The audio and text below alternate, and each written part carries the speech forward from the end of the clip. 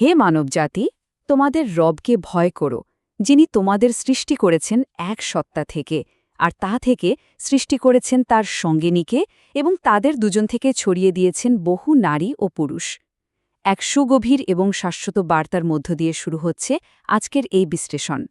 এই আয়াতটি আমাদের মনে করিয়ে দেয় সৃষ্টির সেই আদিমতম ঐক্যের কথা, যেখানে সবাই এক, যেখানে উৎপত্তির শেকড় একই মাটিতে গাঁথা। আজকের এই আয়োজনে আমরা তুলে ধরব সূরা আন-নিসা, একটি সমাজের পুনর্গঠন। কিভাবে একটি ভেঙে পড়া সমাজ নতুন করে গড়ে ওঠে আর কিভাবে সুনির্দিষ্ট নিয়মের সুতোয় বাধা পড়ে মানুষের জীবন, তারই এক চমৎকার আর সুশৃঙ্খল বিবরণ ফুটে উঠেছে এই পাঠ্যে। এই প্রাচীন ও ঐতিহাসিক নির্দেশনার পড়তে পড়তে লুকিয়ে থাকা কাঠামোটি আজ উন্মোচিত হবে। তো চলুন গভীরে প্রবেশ করা যাক। একটি প্রশ্ন স্বভাবতেই সামনে আসে, যুদ্ধবিধ্বস্ত একটি সমাজ কিভাবে পুনরায় মাথা তুলে দাঁড়াতে পারে? যখন চারদিকে স্বজন হারানোর বেদনা, চারদিকে এতিম আর বিধবাদের দীর্ঘশ্বাস, তখন ঠিক কোন কাঠামোর ওপর ভর করে একটি শক্ত ভিত তৈরি করা সম্ভব? উত্তর খুঁজতে হলে ফিরে যেতে হবে একটু অতীতে।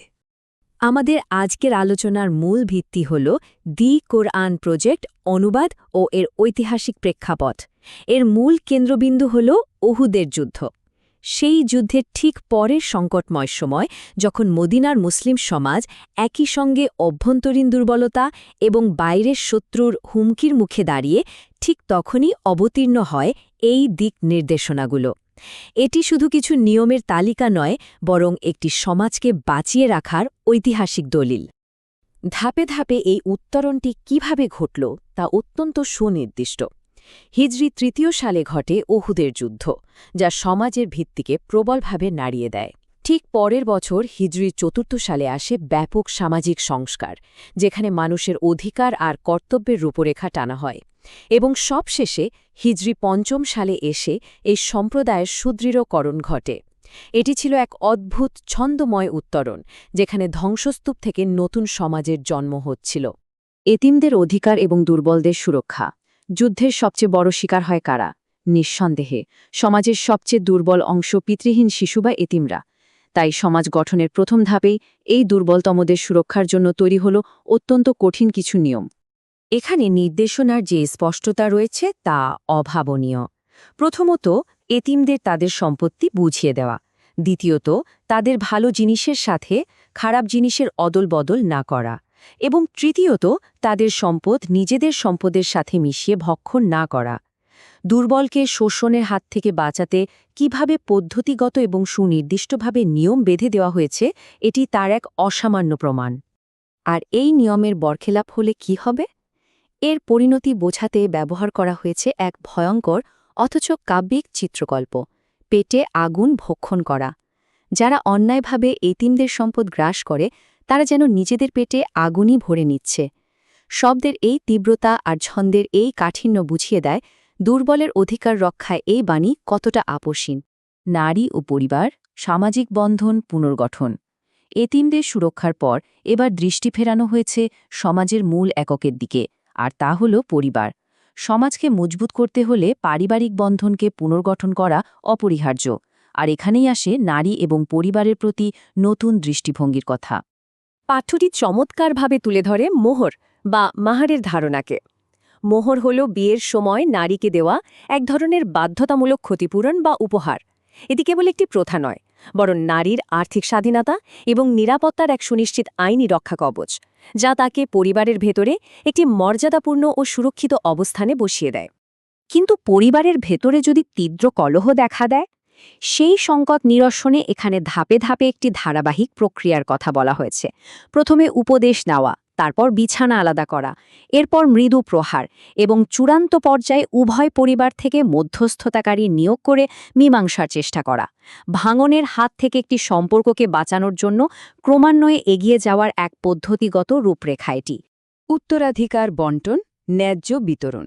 পরিবারের গণ্ডি পেরিয়ে এবার আসে উত্তরাধিকার বণ্টনের নিয়মাবলী। একসময় যেখানে নারীদের উত্তরাধিকার থেকে সম্পূর্ণ বঞ্চিত করা হতো, সেখানে এই পাঠ্য আইনগতভাবে আত্মীয়-স্বজন এবং বিশেষ করে নারীদের জন্য সুনির্দিষ্ট অংশ নির্ধারণ করে দিয়েছে। সম্পদ বন্টনের গাণিতিক হিসাবগুলো অত্যন্ত সুনির্দিষ্ট। যদি মৃত ব্যক্তির কেবল 2 বা ততোধিক কন্যা থাকে, তবে তারা মোট সম্পত্তির ঠিক 2/3 নিরঙ্কুশ উত্তরাধিকারী হবে। আর যদি কন্যা মাত্র একজন হয়, তবে তার জন্য নিশ্চিতভাবে নির্ধারিত রয়েছে সম্পত্তির ঠিক অর্ধেক ভাগ। অধিকারের নিশ্চয়তা আর অঙ্কের এই মাপা হিসাব সব মিলিয়ে তৈরি হয়েছে এক যুগান্তকারী বন্টন ব্যবস্থা। সুতরাং এখানকার মূল বিষয়টি হল গাণিতিক নির্ভুলতা। মৃত ব্যক্তির যদি সন্তান থাকে, তবে তার পিতামাতা উভয়ের প্রত্যেকেই সম্পত্তির 1/6 বা 6 ভাগের 1 ভাগ করে পাবেন। প্রতিটি অংশের এই নিখুঁত পরিমাপ নিশ্চিত করে যে সম্পদের ওপর অধিকার কোনো ব্যক্তির খেয়াল খুশির ওপর নির্ভরশীল নয়, বরং এটি এক সুনির্দিষ্ট কাঠামোর অধীন। সমাজ ও ন্যায় বিচার, বৃহত্তর সম্প্রদায়। পরিবারের গণ্ডি আর সম্পদের হিসাব পেরিয়ে এবার দৃষ্টি ফেরানো যাক বৃহত্তর সমাজের দিকে।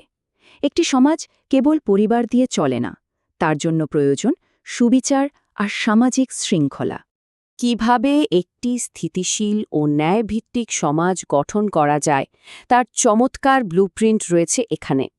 আমানত তার প্রকৃত হকদারের কাছে পৌঁছে দেওয়া, ন্যায় বিচারের সাথে ফেসলা করা, ভয় বা আতঙ্কের যাচাইবিহীন গুজব ছড়ানো থেকে বিরত থাকা এবং কর্তৃপক্ষের প্রতি অনুগত থাকা। সেই যুগের শত হুমকির মাঝেও একটি ঐক্যবদ্ধ সমাজ ধরে রাখতে এই নির্দেশগুলো ছিল রক্ষা কবচের মতো। এখানে সবচেয়ে আকর্ষণীয় দিকটি হল বিশ্বাসী এবং মুনাফেক বা কপটদের মধ্যেকার স্পষ্ট পার্থক্য। একদিকে সত্যবিশ্বাসীরা, যারা ঈশ্বরের পথে সংগ্রাম করে, পরকালের জন্য জাগতিক জীবনকে উৎসর্গ করে এবং আমানত রক্ষা করে। অন্যদিকে রয়েছে মুনাফেকরা, যারা পেছনে পড়ে থাকে, গুজব ছড়ায় এবং কথার মোড় ঘুরিয়ে দেয়। এটি তখনকার মদিনার অভ্যন্তরীণ দ্বন্দ্ব এবং মানুষের চরিত্রের দ্বিমুখী রূপকে দারুণভাবে সামনে ফুটিয়ে তোলে। সমাজের এই সামষ্টিক নিয়মের মাঝেও একটি অত্যন্ত ব্যক্তিগত সতর্কবার্তা লুকিয়ে আছে। যে ব্যক্তি কোনো পাপ অর্জন করে, সে তা কেবল নিজের বিরুদ্ধে অর্জন করে। এটি ব্যক্তিগত দায়বদ্ধতার এক অসামান্য ও গভীর বার্তা। ছন্দের তালে তালে এই বাক্যটি যেন মগজে গেঁথে যায়। কাজের দায়ভার একান্তই নিজের, এর ফল নিজেকেই ভোগ করতে হবে। এই বিশ্লেষণ শেষে একটি গভীর চিন্তার উদ্রেক হয়। শতাব্দী প্রাচীন এই নিয়মগুলো যদি সেকালের একটি ভগ্ন সমাজকে জোড়া লাগাতে পারে, তবে আজকের এই আধুনিক পৃথিবীতে ন্যায় বিচার, সমতা আর মানবাধিকারের ক্ষেত্রে এখান থেকে ঠিক কি শিক্ষা নেওয়া যেতে পারে। ইতিহাস কেবল অতীতের গল্প নয়, এটি ভবিষ্যতের পথপ্রদর্শক। এই অমীমাংসিত প্রশ্নটিই যেন এক অসীম ভাবনার খোরাক হিসাবে থেকে যায়। এতক্ষণ এই কাঠামোবদ্ধ বিশ্লেষণের সাথে থাকার জন্য অসংখ্য ধন্যবাদ।